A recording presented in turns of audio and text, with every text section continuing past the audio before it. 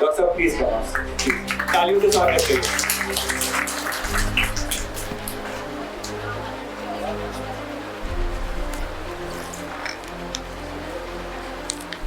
Dignitaries on the dais, teachers of Hindu, parents and dear students. Assalamu alaikum and a very good afternoon to all of you. I'm really honored and with pleasure that I'm here and addressing this gathering of young, dynamic, successful students and their proud parents. And this is an honor for me that I'm here and addressing all of you. शेर व शायरी की बात हो रही थी तो एक शेर हिंद गुरु के लिए मैं पहले कहना चाहूँगा कि जब से because I think some of the authorities of Hindu have mentioned that this is just the start. I am sorry that I forgot the name. जब से चला हूँ मेरी मंजिल पे नज़र है, जब से चला हूँ मेरी मंजिल पे नज़र है, इन आँखों ने कभी मील का पत्थर नहीं देखा। तो ये शुरुआत है और ये शुरुआत सिर्फ हिंद गुरु के लिए नहीं है, ये आप लोगों के लिए भी। अभी मैं बहुत सारे लोगों की बातें सुन रहा था और ऑब्वियसली कुछ मोटिवेटिंग टॉक्स भी थी, कुछ बच्चों के लिए सजेशन थे and I know that this I think the path which you people have chosen, whether it is medical or engineering, there are many other ways also in which by which you can succeed, but these are important and किसी ने ये भी तस्करा किया कि ख्वाब जो है खुली आंखों से देखने चाहिए, क्योंकि बंद आंखों से देखे हुए ख्वाब की कोई हैसियत या कोई वैल्यू नहीं होती है। There is a good quotation that if you can't build a castle in air, you can't build one on earth. तो हर तरह के ख्वाब की इम्पोर्टेंट है और अहमियत है, प्रोवाइडेड कि वो ख्वाब कैसे देखे जाते हैं और उनको पूरा करने की आप में हिम्मत है या नहीं है। Why I have mentioned all these things? Because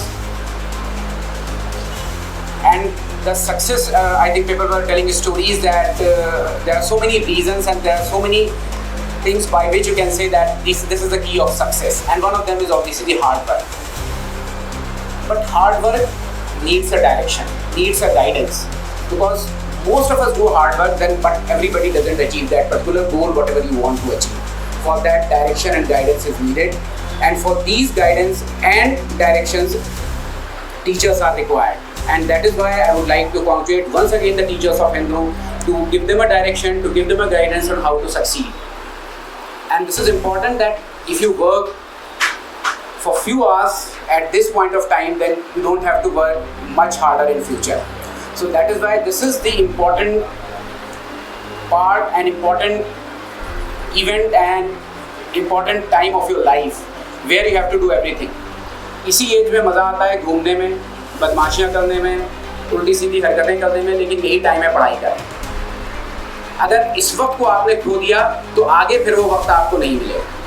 That is why this is very very important that you should utilize this particular time, and especially because you have chosen this path to study. So that is why it is important that you should give more and more time to study so that you don't have to work much harder in future, and this is important. और आपने कुछ लोग मेहनत कर लेते हैं, कुछ नहीं कर पाते।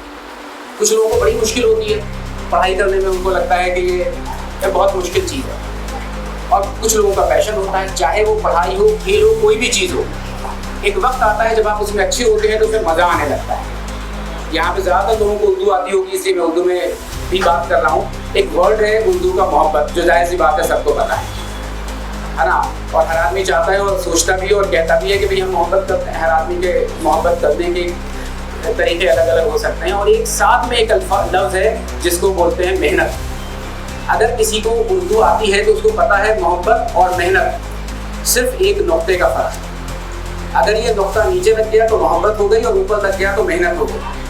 तो जिसने अपनी चीज़ों से, अपने काम से मोहब्बत शुरू कर दी और उस काम को समझना शुरू कर दिया तो वो मेहनत जो है मोहब्बत में बदल जाती है। क्योंकि मेहनत तो हर चीज़ में चाहिए होती है, चाहे वो आप पढ़ाई करें, चाहे दोस्तों के साथ घूमें, चाहे मूवी देखने जाएं, चाहे खेलने जाएं।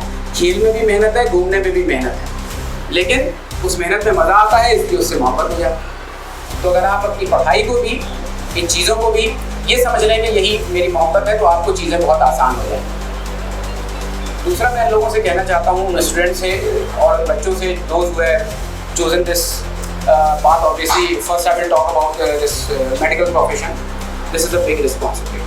This is just the start. और ये मुश्किल ज़िंदगी की शुरुआत है, लेकिन आई मस्ट से दैट बहुत अच्छी शुरुआत है। और जब भी हम किसी चीज़ में सक्सीड करते हैं या हमें सक्सेस हासिल होती है, तो ये पहाड़ की तरह है ना। कामयाबी एक पहाड़ पे चढ़ने की तरह। अगर एक बॉल को आप पहाड़ पे फेंकेंगे ना, तो या तो वो आगे जाएगी या पीछे आएगी, बीच में रुकने का स्कोप नहीं होता। तो ये हम सबको सोचना है कि हमने जब इस मेहनत की शुरुआत की है तो हमको आगे बढ़ना है, और उस आगे बढ़ने के लिए मेहनत करते रहेंगे। ये स्टेशन नहीं है कि यहाँ आ गया अब हम रुक जाएंगे, क्योंकि वहाँ से फिर पीछे का सफ़र शुरू हो जाता है। तो आप सब लोगों के लिए, जो चाहे इंजीनियरिंग में गए हों, वो बच्चे जो अभी 12th में हैं, those who are aspiring, this is important that you should work hard and keep on working hard. That is very very important. अगर आप जहाँ रुकेंगे वहाँ से वापसी का सफ़र स्टार्ट हो जाता है। इसलिए ये बहुत ज़रूरी है कि आपने जो भी गोल बनाया है, जो भी ख्वाब देखा है, वो फिर एक शेर याद आ गया कि आंखें खुली तो जाग उठी हसरतें तमाम, आंखें खुली तो जाग उठी हसरतें तमाम, उसको भी खो दिया जिसे पाया था ख्वाब में। इसका ट्रांसलेशन तो कुछ और है, लेकिन हम इसको इस तरह से सोच सकते हैं कि अगर आप अपने ख्वाब से भटके तो सब खत्म हो जाए। तो उस ख्वाब को पाने के लिए आपको लगातार मेहनत करते रहनी है, बीच में कहीं नहीं रुकना है। और जो काम हिंदू और कर रहा है और उसके टीचर्स कर रहे हैं, I think this is very very important. और जो प्लेटफॉर्म आपने बच्चों को दिया है, उसमें उनको आगे बढ़ने के लिए जो बेहतर से बेहतर फैसिलिटी और वो दे सकते हैं, हमको देना चाहिए। और एक चीज़ जो एज टीचर्स हम लोगों की रिस्पॉन्सिबिलिटी है, that we also have to work hard, है ना। हम बच्चों को कह देते हैं कि, या स्टूडेंट्स को कह देते हैं कि भाई ये अच्छा नहीं था इसलिए नहीं आया। And believe me, all of you are equal. जो काम एक आदमी, एक स्टूडेंट कर सकता है, वो दुनिया का हर दूसरा आदमी वो कर सकता है। This is only about how you have approach toward that goal. ये पॉसिबल ही नहीं है कि कोई एक आदमी चाहे और दूसरा कहे कि भाई ये मेरे बस की बात नहीं है। ऐसा नहीं, हर चीज़ हर किसी के बस की बात है। हाँ, ये ज़रूर हो सकता है कि उसको तरीक़ा अलग हो सकता है, मेहनत के तरीक़े डिफरेंट हो सकते हैं, लेकिन ऐसा नहीं है कि आप चीज़ों को हासिल नहीं कर सकते। और आपको ये लगता है यार जिसने टॉप किया हो तो अलग ही मिट्टी का बना है, ऐसा कुछ नहीं होता है, सारे इसी मिट्टी के बने। और ये एज टीचर हम लोगों की जिम्मेदारी होती है कि इन बच्चों में वो कॉन्फिडेंस बिल्ड करें, उनको मोटिवेट करें। और टीचर का ये कभी काम नहीं होता है कि हर चीज़ बता दें। टीचर का बेसिक काम ये है कि हम सिर्फ इतना मोटिवेशन उनको कर दें, क्योंकि हर चीज़ कभी बताई नहीं जा सकती, हर चीज़ कभी पढ़ाई नहीं जा सकती, हर चीज़ कभी दिखाई नहीं जा सकती। The most important is to motivate students, to keep them geared up to achieve their goals. That is the most important responsibility as far as teachers are concerned. So I don't think I would like to say anything more. Once again, I would like to congratulate all of you, all parents who are over here, and also I would like to congratulate those who are in class 10th or 11th, those who have joined, because they have thought that they have to achieve something.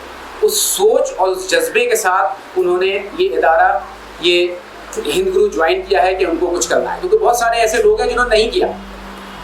तो करने का मतलब है कि at least आपने सोचा कि मुझे ये करना है। तो उसके लिए मैं आपको मुबारकबाद देना चाहता हूँ कि आपने ऐसा सोचा, आपके पेरेंट्स ने ऐसा सोचा, तो ये पहला स्टेप तो आपने ले ही लिया। अब आगे के स्टेप के लिए आपके कंटिन्यूअस मेहनत, आपके टीचर्स की गाइडेंस और आपके इंस्टीट्यूशन का एक इम्पॉर्टेंट रोल।